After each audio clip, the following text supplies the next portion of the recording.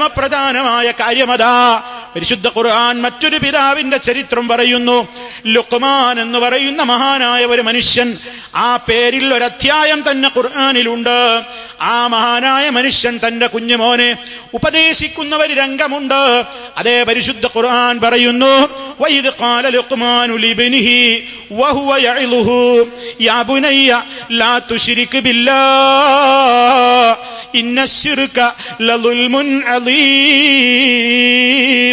ബാപ്പയതാ മകനെ ഉപദേശിക്കുന്ന സന്ദർഭത്തിൽ ആദ്യം തന്നെ ഒരു ബാപ്പ മോനതാ മോക്ഷത്തിന്റെ മാർഗം പഠിപ്പിച്ചു കൊടുക്കുന്നത്, മോനെ നീ എന്തു ചെയ്യണം?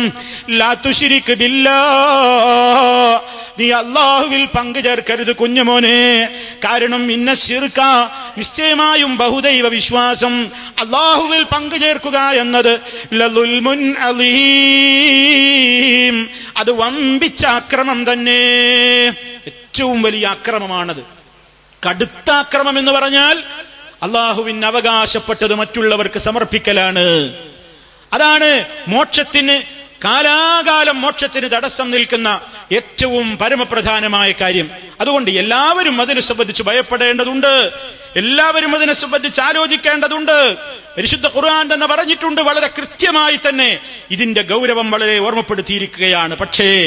പക്ഷേ മനുഷ്യ, നിന്റെ എല്ലാ കർമ്മങ്ങളെയും, നിന്റെ സൽക്കർമ്മങ്ങളെ മുഴുവൻ തിന്ന് മുടിപ്പിച്ചു കളയുന്ന, എല്ലാത്തിനെയും നശിപ്പിച്ചു കളയുന്ന മഹാപാപങ്ങൾ നിങ്ങൾ വർജിക്കണേ എന്ന് നബി സല്ലല്ലാഹു അലൈഹി വസല്ലം പറഞ്ഞപ്പോൾ, എല്ലാത്തിനെയും തകർത്ത് തരിപ്പണമാക്കുന്ന മഹാപാപങ്ങൾ ഏതാണെന്ന് സഹാബത്തിന്റെ ചോദ്യത്തിന് നബി സല്ലല്ലാഹു അലൈഹി വസല്ലം ആദ്യം തന്നെ എണ്ണിയത് അശ്ശിർക്കു ബില്ലാഹ്, അല്ലാഹുവിൽ പങ്കു ചേർക്കലാണ്. ഈ നിലക്ക് ഇത്ര ഗൗരവത്തോടെ ഇസ്ലാം പഠിപ്പിച്ചൊരു കാര്യം മുസ്ലിമീങ്ങളിൽ അതില്ല എന്നാണ് ഇന്ന് പലരും പറയുന്നത്. വാസ്തവത്തിൽ പ്രിയമുള്ളവരെ, മുസ്ലിമീങ്ങളിൽ ശിർക്കുണ്ട് എന്നുള്ളതിന് ഞാൻ ഈ ആയത്തും ഹദീസും ഒന്നും ഓതേണ്ടതില്ല. ഇന്നത്തെ മുസ്ലിമീങ്ങൾ എന്ന് പറയുന്നവരുടെ ജീവിതം തന്നെ അതിന് സാക്ഷിയല്ലേ. മുസ്ലിമീങ്ങളെന്ന് പറയുന്ന മുസ്ലിം പേരുള്ളവരുടെ വിശ്വാസരംഗം ഇന്നെന്താണ്? ആചാരരംഗങ്ങൾ ഇന്നെന്താണ്? അവർ ചെയ്യുന്ന പ്രവർത്തനങ്ങൾ എന്താണ്? അതേ, സൗഹാർദ്ദം എന്ന് പേരിട്ടുകൊണ്ട് എല്ലായിടങ്ങളിലേക്കും അവൻ മോക്ഷത്തിന് വേണ്ടി യാചിച്ചുകൊണ്ട് നടക്കുന്നു. അവന് ആരോടും തേടാമെന്നിടത്തേക്ക് എത്തിയിരിക്കുന്നു. അവനതാ അമ്പലമുറ്റത്ത് പോയിക്കൊണ്ട് പ്രതിഷ്ഠകളുടെ മുമ്പിൽ പോയി തേടുന്നു. മുസ്ലിം പേരുള്ളവർ ക്ഷേത്രത്തിൽ പോകുന്നതിന് വിരോധം തോന്നുന്നില്ല, അവനതിൽ ഒരു തെറ്റും കാണുന്നില്ല. അതേ, മറ്റുള്ള ചർച്ചുകളിലോ മറ്റു ദേവാലയങ്ങളിലോ അതുപോലെ തന്നെ മഹാന്മാരാണെന്ന് പറയപ്പെടുന്നവരെ അടക്കം ചെയ്യപ്പെട്ടിട്ടുള്ള മഖ്ബറകളിലോ ഒക്കെ പോയിട്ട് അതേ മനുഷ്യരവരോട് കരഞ്ഞു തേടുകയാണ്. അതേ, ഓരോ ആഗ്രഹങ്ങളും സഫലീകരിച്ച് കിട്ടാൻ വേണ്ടി പ്രാർത്ഥിച്ചു കൊണ്ടിരിക്കുകയാണ്. അതിലൊന്നും തെറ്റ് കാണാത്ത ഒരു സമുദായമാണ് മുന്നോട്ട് പോകുന്നത്. കാരണം അവരുടെ ധാരണ എന്താണ്? ഏറ്റവും ഈ ലോകത്ത് ആവശ്യം എന്താണ്? സൗഹാർദ്ദമാണ്. സൗഹാർദ്ദം വേണമെങ്കിൽ എന്ത് വേണം? ഹിന്ദുവും മുസ്ലിമും ക്രിസ്ത്യാനിയും ഒക്കെ സൗഹാർദ്ദത്തിൽ ജീവിക്കണം. അതിനെന്ത് വേണം? ഹൈന്ദവരുടെ ആഘോഷവേളകളിൽ, ഹൈന്ദവരുടെ ആരാധനാലയങ്ങളിൽ നടക്കുന്ന ഉത്സവങ്ങളിൽ മുസ്ലിമീങ്ങളും പോയി പങ്കെടുത്തു കൊടുക്കുക. മുസ്ലിമീങ്ങളാണെന്ന് പറയുന്നവരുടെ മക്ബറകളിലും അതേ അവരുടേതായ മഹാന്മാരുടേതെന്ന് പറയുന്ന കെട്ടിപ്പൊക്കപ്പെട്ട കബറുകളിലും ചന്ദനക്കുടങ്ങളിലും ഉറൂസുകളിലുമൊക്കെ അതേ അപ്പുറത്തുള്ള മതവിഭാഗങ്ങളും പങ്കെടുക്കുക. അതുപോലെ തന്നെ പള്ളിപ്പെരുന്നാളുകളിലും ആ രൂപത്തിലുള്ള കേന്ദ്രങ്ങളിലുമൊക്കെ മുസ്ലിമീങ്ങളും എല്ലാവരും ഒരുമിച്ച് പോയി പങ്കെടുക്കുക. അങ്ങനെ രാജ്യത്ത് മതസൗഹാർദ്ദം പൂത്തുലയട്ടെ എന്ന് ചിന്തിക്കുന്ന വിവരമില്ലാത്ത എത്രയോ ജനങ്ങളുണ്ട്. നിങ്ങൾ ചിന്തിക്കണ്ട, ഇയാളെന്താ വർഗീയത പറയുകയാണോ? ഇല്ല, ഇത് വർഗീയതയല്ല. മുസ്ലിമേ, ഒരിക്കലും ഇത് വർഗീയതയല്ല. ഹൈന്ദവ സഹോദരങ്ങളെ, ഇത് വർഗീയതയല്ല. ക്രൈസ്തവരെ, ഇത് വർഗീയതയല്ല. മതസൗഹാർദ്ദം എന്ന് പറയുന്ന പ്രയോഗത്തോട് പോലും ഈ ഉള്ളവനൊരൽപ്പം വിയോജിപ്പുണ്ട്. ഒരു മതത്തിന് മറ്റൊരു മതത്തോട് സൗഹാർദ്ദം പുലർത്താനാവില്ല. മതം എന്ന് പറയുന്നത് മനുഷ്യനല്ലല്ലോ. മതം എന്ന് പറഞ്ഞാൽ തന്നെ എന്താണ്? ഒരാദർശം എന്നാണ്. ഓരോരുത്തർക്കും ഓരോ ആദർശമുണ്ട്, അതാണ് അവന്റെ മതം. അതേ, ആ മതങ്ങൾ തമ്മിൽ അങ്ങോട്ടും ഇങ്ങോട്ടും ഒരു സൗഹാർദ്ദമില്ല. മുസ്ലിം അവന്റെ ആദർശം കൈവിട്ടിട്ട് അപ്പുറത്ത് പോയിട്ട് കുറെ ആദർശം സ്വീകരിക്കുക. ഇങ്ങനെ അങ്ങോട്ടും ഇങ്ങോട്ടും മതം അങ്ങോട്ടും ഇങ്ങോട്ടും കൂട്ടിക്കലർത്തിയിട്ട് ആശയങ്ങൾ അങ്ങോട്ടും ഇങ്ങോട്ടും കൂട്ടിയോജിപ്പിച്ചുകൊണ്ടുള്ള ഒരു സൗഹാർദ്ദം ഇസ്ലാമിന്റെ വീക്ഷണത്തിലില്ല. അതേ അവസരത്തിൽ വേണ്ടതെന്താണ്? ആശയങ്ങളല്ല അങ്ങോട്ടും ഇങ്ങോട്ടും സൗഹാർദ്ദത്തിൽ ഏർപ്പെടേണ്ടത്. ആശയങ്ങൾ തമ്മിൽ അങ്ങോട്ടും ഇങ്ങോട്ടും കൂട്ടിക്കലർത്തുകയല്ല വേണ്ടത്. മറിച്ച് ഓരോരുത്തരുടെയും ആദർശങ്ങൾ അവിടെ നിലനിർത്തിക്കൊണ്ട് തന്നെ അതല്ലാത്ത മാനുഷികമായ പൊതുവിഷയങ്ങളിൽ എല്ലാ മനുഷ്യരും സൗഹാർദ്ദത്തിൽ ജീവിക്കണം. അവിടെ ഹിന്ദു എന്ന നോട്ടമില്ല, അവിടെ ക്രിസ്ത്യാനി എന്ന നോട്ടമില്ല, അവിടെ മുസ്ലിം എന്ന നോട്ടമില്ല. എല്ലാവരും മനുഷ്യരെന്ന നിലക്ക് മാനുഷികമായ സൗഹാർദ്ദം കാത്തുസൂക്ഷിക്കേണ്ടതുണ്ട്. എങ്ങനെയാ ഇത് മനസ്സിലാക്കേണ്ടത്? എങ്ങനെയാ ഇത് മനസ്സിലാക്കേണ്ടത്? അതെ, ഒരു മുസ്ലിമിന്റെ അയൽക്കാരൻ ഒരു ഹൈന്ദവനാവട്ടെ ക്രൈസ്തവനാകട്ടെ, ആ മുസ്ലിമിന്റെ അയൽക്കാരന്റെ വീട്ടിലതാ ചികിത്സ കിട്ടാതെ ഒരു പാവപ്പെട്ടവനായ മനുഷ്യൻ രോഗിയായി കിടക്കുന്നു. അയാളെ ചികിത്സിക്കാൻ കൊണ്ടുപോകാൻ ആരുമില്ല, അയാൾക്ക് വേണ്ടി പണം ചെലവഴിക്കാൻ ആരുമില്ല, അയാളെ ശുശ്രൂഷിക്കാൻ ആരുമില്ല. അതറിഞ്ഞിട്ടുള്ള ഒരു മുസൽമാനാണെങ്കിൽ ആ മുസ്ലിമിന്റെ ബാധ്യതയാണ്. അതേ, ക്ഷേത്രത്തിൽ പോകുന്ന ഹിന്ദുവായിരുന്നാലും പള്ളിയിൽ കുർബാനക്ക് പോകുന്ന ക്രൈസ്തവനാണെങ്കിലും മുസ്ലിമേ നിന്റെ ബാധ്യതയാണ്. അയാൾ മനുഷ്യരാണെന്ന പരിഗണന വെച്ചുകൊണ്ട് അയാൾക്ക് വേണ്ട സഹായം ചെയ്യണം, അയാളുടെ വിശപ്പടക്കാൻ വേണ്ടത് ചെയ്യണം. അയാളുടെ എന്തൊക്കെയാണ് പ്രയാസങ്ങൾ, ആ പ്രയാസങ്ങളിലൊക്കെ അവനവനെ കൊണ്ട് കഴിയുന്ന നിലക്ക് സഹായിക്കണം. ഇതാണ് ഇസ്ലാമിന്റെ പ്രവാചകൻ പറഞ്ഞത്. നിന്റെ അയൽക്കാരൻ അവന്റെ മതമേതാവട്ടെ, അവന്റെ ജാതി ഏതാവട്ടെ, അവനേത് ഭാഷക്കാരനോ ദേശക്കാരനോ വർഗക്കാരനോ ആവട്ടെ, അയൽപക്ക ബന്ധമെന്ന് പറയുന്നത് നിന്റെ ബാധ്യതയാണ്. വളരെയേറെ കൃത്യമായി തന്നെ ഇസ്ലാം കൃത്യമായി തന്നെ പഠിപ്പിക്കുന്നു. ലാ യുഅ്മിനു അഹദുക്കും, നിങ്ങളിൽ ഒരാളും യഥാർത്ഥ സത്യവിശ്വാസിയാവുകയില്ല തന്റെ അയൽക്കാരൻ തന്നെക്കുറിച്ച് നിർഭയനായി തീരുന്നത് വരെ. ഒരയൽക്കാരനും ഒരു മുസ്ലിമായ അയൽക്കാരനെ സംബന്ധിച്ച് പേടിയുണ്ടായിക്കൂടാ, ഒരക്രമം ഉണ്ടായിക്കൂടാ, ഇവന്റെ കൈ കൊണ്ട് ദ്രോഹിച്ചുകൂടാ, നാവുകൊണ്ട് ദ്രോഹമുണ്ടായിക്കൂടാ. എന്തെങ്കിലും തന്നെ കൊണ്ട് സഹായം ചെയ്യുക എന്നതല്ലാതെ ഒരു ഉപദ്രവവും മറ്റൊരു മതക്കാരനായി എന്ന നിലക്ക് ഒരാളോടും പാടില്ല. ഒരാളുടെയും ആരാധനാലയങ്ങൾ തല്ലി തകർക്കപ്പെട്ടുകൂടാ, എവിടെയും മോഷണങ്ങൾ നടത്തിക്കൂടാ, എവിടെയും തച്ച് തകർക്കപ്പെട്ടുകൂടാ. എല്ലാ മനുഷ്യരും മനുഷ്യരെന്ന നിലക്ക് സ്നേഹത്തിൽ കഴിയേണ്ടവരാണ്, പരസ്പരം ഇടപാടുകൾ നടത്തേണ്ടവരാണ്, പരസ്പരം ഒരുമിച്ച് ജീവിക്കേണ്ടവരാണ്. ഇതൊക്കെ ഈ നിലക്കുള്ള ആദർശങ്ങളൊക്കെ ഇസ്ലാം അംഗീകരിക്കുമ്പോൾ മതപരമായ കാര്യം വരുമ്പോ മുസ്ലിമേ നിനക്കൊരു സ്റ്റാൻഡ് ഉണ്ടാകണം. അതെന്താ മുസ്ലിമിന്റെ സ്റ്റാൻഡ്?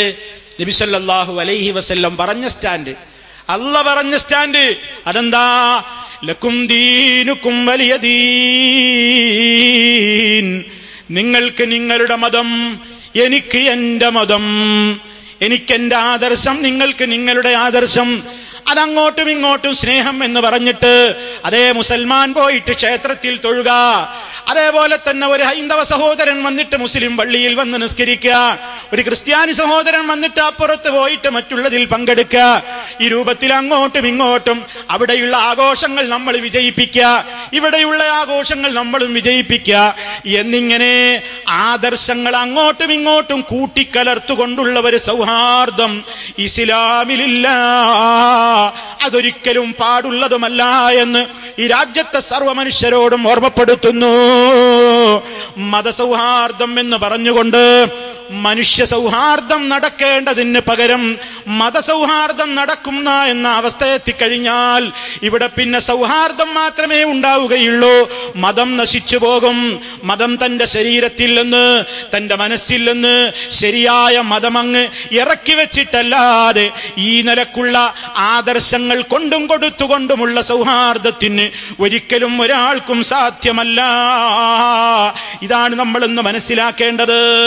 അതേ അവസരത്തിൽ മഹല്ല് ജമാഅത്തുകൾ പോലും ഇന്ന് ആഹ്വാനം ചെയ്യണത് ക്ഷേത്രത്തിലെ ഉത്സവത്തിന് നിങ്ങളൊക്കെ പോയി സഹകരിച്ചു കൊടുക്കണം. ഇന്നാ ലില്ലാഹി വ ഇന്നാ ഇലൈഹി റാജിഊൻ. ആരുടെ അനുയായികൾ, ആരോട് സ്നേഹമുണ്ടെന്ന് പറയുന്നവർ മഹാനായ മുഹമ്മദ് റസൂലുള്ളാഹി സ്വല്ലല്ലാഹു അലൈഹി വസല്ലം ഒരിക്കൽ പോലും നബി സല്ലല്ലാഹു അലൈഹി വസല്ലം ഒരു അന്യമതസ്ഥരുടെ ആഘോഷവേദിയിൽ പോയി ഇരുന്നു കൊടുത്തിട്ടില്ല, അതിന് സഹകരിച്ചിട്ടില്ല, അതിന്റെ വക്താവായി മാറിയിട്ടില്ല, അതിന്റെ പ്രണേതാവായി മാറിയിട്ടില്ല, അതിനനുകൂലമായി സംസാരിച്ചിട്ടില്ല.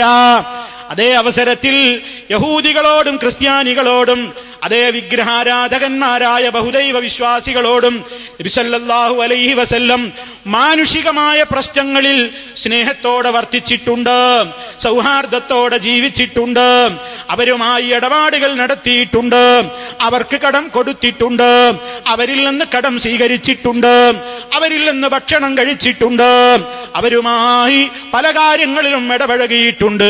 പക്ഷേ തന്റെ ആദർശത്തിന്റെ രംഗം വരുമ്പോൾ നബി സല്ലല്ലാഹു അലൈഹി വസല്ലം ഒരു മതവിശ്വാസികളുടെയും ഒരാഘോഷവേളകളിലും അവിടുന്ന് പങ്കെടുക്കുകയോ, സൗഹാർദ്ദം വേണ്ടേ സ്വഹാബിമാരെ, സൗഹാർദ്ദം വേണ്ടേ ശിഷ്യന്മാരെ, നിങ്ങൾ ആ ഉത്സവത്തിലൊന്ന് പോയി ഇരുന്നു കൊടുക്ക, അതിനൊരു സ്വാഗത ബോർഡ് എഴുതി വെക്ക്, അതിനൊന്ന് അനുകൂലമായി ഒന്ന് സംസാരിക്ക, അതിനൊരു ചെറിയ സഹകരണം ചെയ്തു കൊടുക്ക, സൗഹാർദ്ദം ഒന്നുണ്ടാകട്ടെ എന്ന് ഈ ലോകത്ത് ഏറ്റവും വലിയ സൗഹാർദ്ദത്തിന് വേണ്ടി പണിയെടുത്ത മനുഷ്യരെ മുഴുവൻ ഒരേ കണ്ണിയിൽ കോർത്തിണക്കാൻ വേണ്ടി പാടുപെട്ട് അധ്വാനിച്ച ഐക്യത്തിന്റെ ദൂതനായ നബി സല്ലല്ലാഹു അലൈഹി വസല്ലം ഒരിക്കൽ പോലും തന്റെ ആദർശം പണയപ്പെടുത്തിക്കൊണ്ട് ഒരു ഐക്യത്തിന് നിന്നിട്ടില്ല, ഒരു സൗഹാർദ്ദത്തിന് മുതിർന്നിട്ടില്ല. അങ്ങനത്തെ നബി സല്ലല്ലാഹു അലൈഹി വസല്ലം ആ നബി തിരുമേനിയോട് ഞങ്ങൾക്കാണ് മഹബത്തെന്നല്ലേ മഹല്ല് ജമാഅത്തുകാരെന്ന് പറയുന്നവരെ, ഇവരും അങ്ങനെയല്ലേ അവകാശപ്പെടുന്നത്? ഞാൻ നിങ്ങൾക്കൊരു നോട്ടീസ് വായിച്ച് കേൾപ്പിക്കട്ടെ. ഈ നോട്ടീസ് ആരയച്ചതാണ്, ആർക്കയച്ചതാണെന്ന് കൂടി പറയട്ടെ.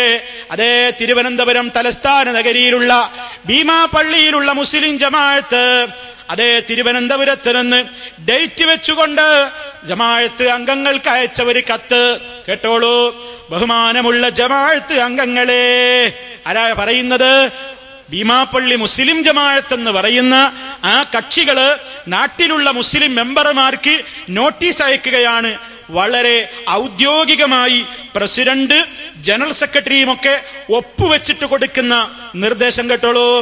ഈ മാസം 18 മുതൽ 27 വരെ പൂന്തുറ ശ്രീ ശാസ്താ ക്ഷേത്രത്തിൽ മണ്ഡല ചിറപ്പ് മഹോത്സവവും 19-ാം തീയതി മുതൽ 25-ാം തീയതി വരെ ചെറിയ തുറ ഇടവകയിൽ ക്രിസ്തുമസ് ആഘോഷങ്ങളും നടത്തുന്നതായി ബന്ധപ്പെട്ട കമ്മിറ്റികൾ ജമാഅത്തിനെ അറിയിക്കുകയും ഈ ജമാഅത്തിലെ അംഗങ്ങളെ പ്രസ്തുത പരിപാടികളിൽ സജീവമായി സഹകരിക്കുന്നതിനും അവർ അഭ്യർത്ഥിച്ചിട്ടുണ്ട്.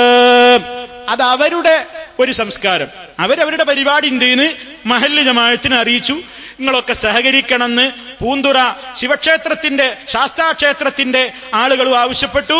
അതുപോലെ തന്നെ ഇടവകയിലെ ക്രിസ്ത്യാനികളും ആവശ്യപ്പെട്ടു. അങ്ങനെ ആവശ്യപ്പെടുന്നതിൽ തരക്കടൊന്നുമില്ല.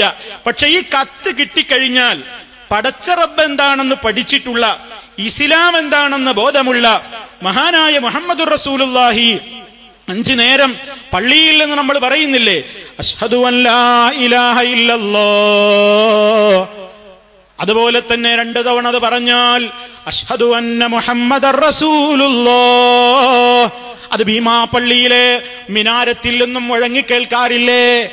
അഷ്ഹദു, ഞാൻ സാക്ഷ്യം വഹിക്കുന്നു, അന്ന മുഹമ്മദർ റസൂലുള്ളാഹ്, നിശ്ചയമായും മുഹമ്മദ് അള്ളാഹുവിന്റെ റസൂലാണെന്ന് സല്ലല്ലാഹു അലൈഹി വസല്ലം ഞാൻ സാക്ഷ്യം വഹിക്കുന്നു എന്ന് വിളിച്ചു പറയുന്നില്ലേ?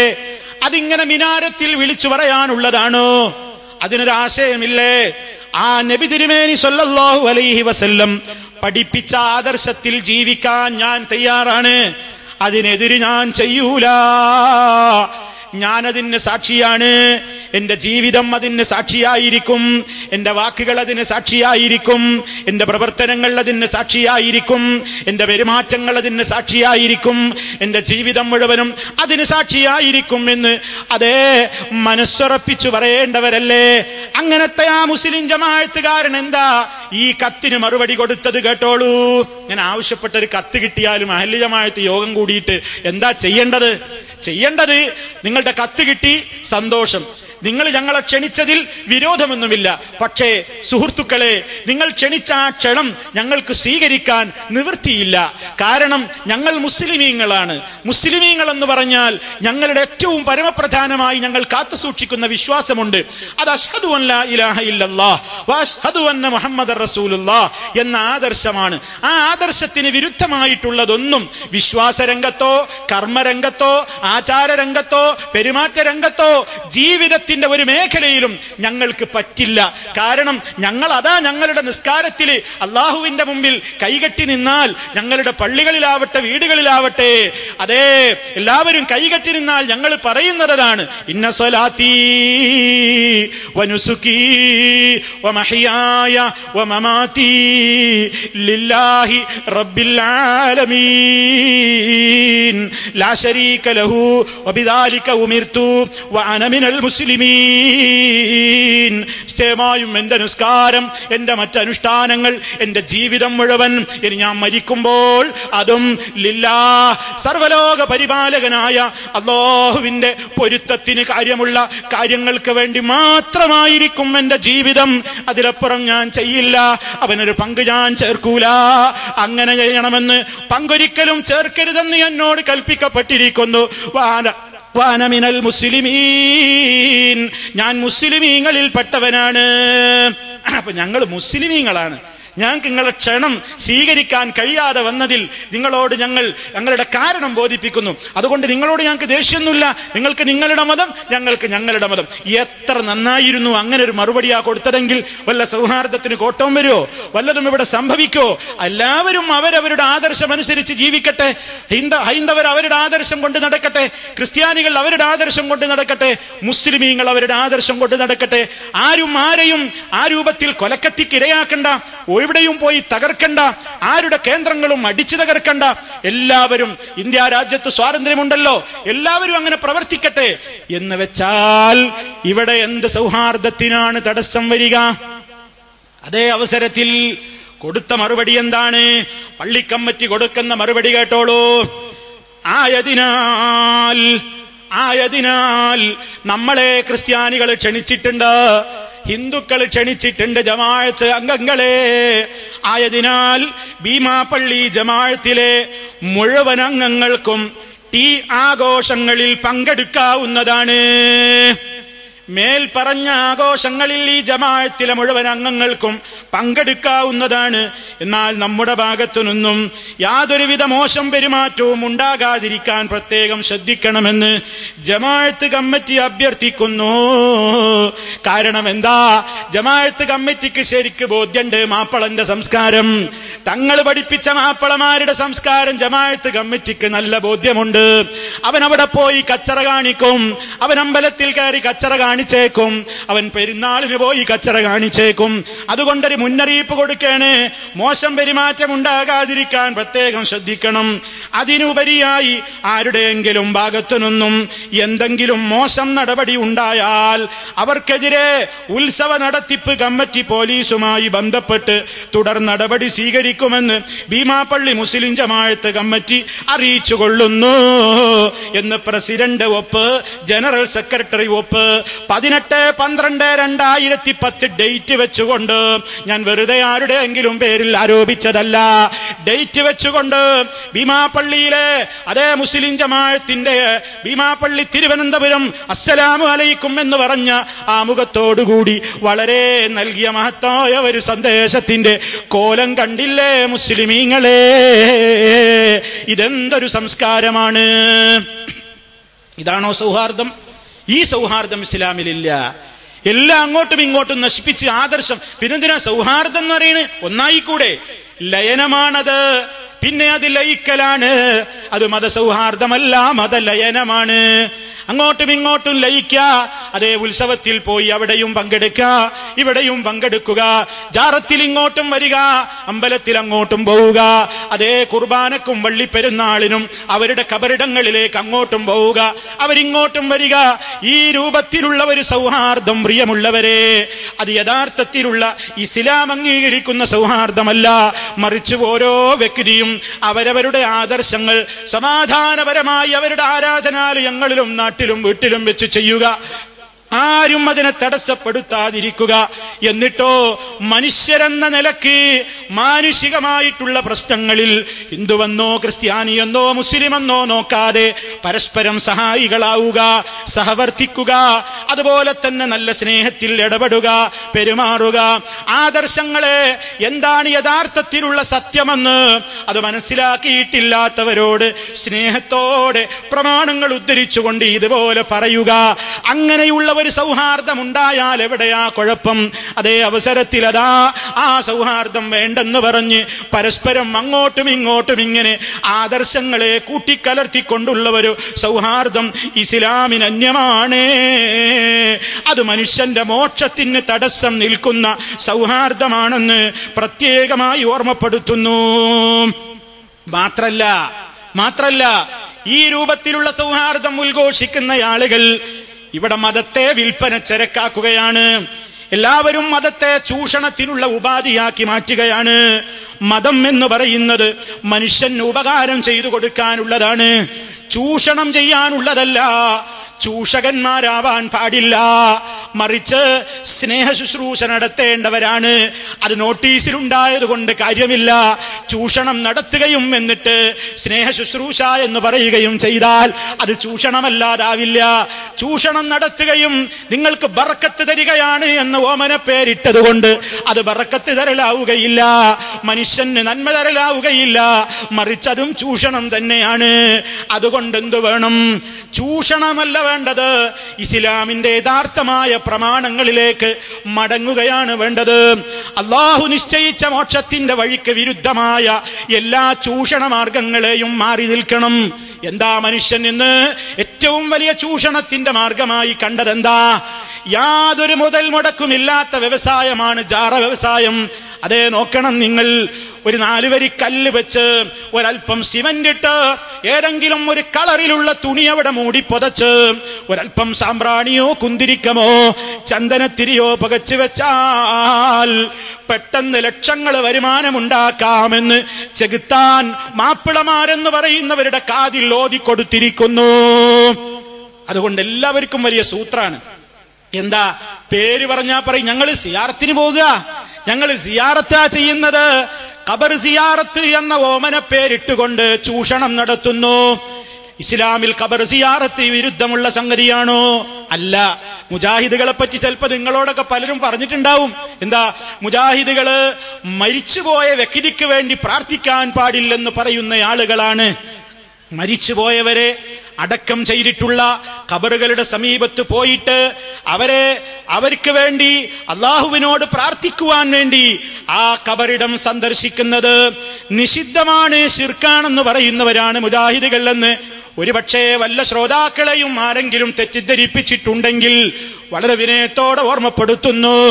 അതേ, ഇസ്ലാം പറയുന്ന സിയാറത്ത്, ഒരാൾ മരണപ്പെട്ട് കഴിഞ്ഞാൽ അയാളുടെ ഖബറിന് സമീപത്ത് പോയി ആ ഖബർ സന്ദർശിക്കാം, അദ്ദേഹത്തിന്റെ മോക്ഷത്തിന് വേണ്ടി അള്ളാഹുവിനോട് പ്രാർത്ഥിക്കാം.